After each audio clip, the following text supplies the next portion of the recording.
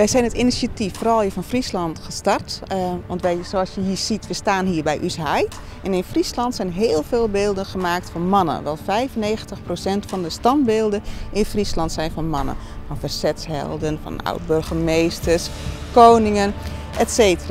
En wij vinden het eigenlijk hoog tijd dat er gewoon beelden worden gemaakt van Friese vrouwen.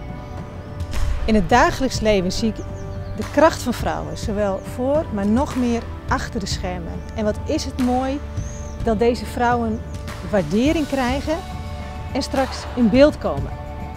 Want het laat gewoon de vrouwen van nu zien. Het gaat niet alleen om Mata Hari of een beroemde schaatster. Het gaat echt om de vrouwen die de Meanskip dragen. Dus het kan je eigen beppe zijn, het kan de schoonmaakster zijn van de voetbalkantine.